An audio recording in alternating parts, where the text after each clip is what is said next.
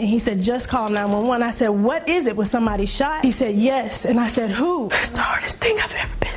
He was a really good guy. Everybody loved George. George Young was a hardworking family man who owned his own security company. He provided armed security for high-profile celebrities in Atlanta and often worked long hours, averaging 70 a week, to ensure his wife of 22 years, Tia Young, and their 3 boys had a comfortable life. Another aspect of his security, this dedication allowed him to provide a beautiful home and a peaceful neighborhood for his wife, Tia, and their 3 children. George was known for his kind heart and willingness to lend a helping hand to anyone in need, even at the expense of his own well-being. On November 16, 2017, security at a launch event for rapper Lil Yachty's clothing line at a busy mall in Atlanta. After a long day filled with celebrity events, George left the venue and headed home. As he unlocked the door to his home, gunshots erupted outside. Tia, who was upstairs, heard the noise and felt a chill of confusion, not sure if what she heard was gunfire or fireworks. In a panic, she called the police while her brother, Harvey Lee, grabbed his shotgun to investigate. Harvey found George shot with his keys still in the door. Emergency services were called, but tragically, the paramedics pronounced George dead at the scene. Since nothing had been stolen from George, not even his phone or wallet, police quickly determined it was a targeted attack. In one news interview, Tia pleaded for the person responsible for her husband's death to come forward. She said, "You took an innocent man from his wife and 3 children, and a host of other friends and family that really, really loved him. If you can find it in your heart, anywhere, turn yourself in and just come clean. It would mean the world to my family." As detectives began piecing together the grim puzzle, they contacted George's sister, Ivy. She lived in South Carolina, and within hours, she was driving to Georgia, trying to grasp the horrifying truth. Tia expressed her belief that George had been a victim of mistaken identity, a casualty in what might have been a gang initiation. Ivy struggled to comprehend how such violence could erupt in her brother's quiet neighborhood, which always felt safe during her visits. As the investigation unfolded, George emerged as a beloved figure in the community. No one could say anything negative about him. He was hardworking, devoted to his family, and often went out of his way to help others. With each police interview, the story became more complex. Tia and Harvey corroborated each other's accounts, but inconsistencies began to arise, leading detectives and others to question their reliability. Outside of her emotional news interviews, Ivy noticed that Tia's demeanor seemed oddly calm in the wake of tragedy and felt an unsettling disconnect. When she arrived at George's home, Tia greeted her without tears, in stark contrast to Ivy's memories of Tia's previous grief when her father died. To make matters worse, Ivy quickly discovered that Harvey, whom Tia identified as her brother, was in fact just a family friend. A next-door neighbor told police that right after the gunshots, they saw Harvey running from George's Lincoln Navigator that was parked in the driveway and took something out of the SUV and then ran back into the house. 2 days after George's murder, Harvey was brought in for questioning. He told police he was removing a GPS tracker from George's SUV, claiming he was trying to keep George safe from alleged weapon traffickers pursuing him. Yet when Tia was questioned about these supposed threats, she appeared completely unaware of any danger. The web of deceit tightened when Ivy reminded authorities of a life insurance policy that Tia and George had once discussed. Investigators confirmed that the couple held $1 million policy, with Tia named as the sole beneficiary. Astonishingly, within 24 hours of George's murder, Tia attempted to start the claims process even though she told police she thought the policies were inactive. As the pieces fell into place, investigators noted that George's children, remarkably, had not woken up during the chaotic night despite the gunshots, sirens, and commotion. Alarmingly, they discovered that Tia had given the children sleeping pills, raising further questions about her role during the incident. As evidence mounted, including explicit messages exchanged between Tia and Harvey that suggested a romantic relationship, the investigation reached a boiling point. He said you guys were in a relationship and that you were the mastermind behind all of this, and it was your idea because you wanted the $1 million life insurance policy.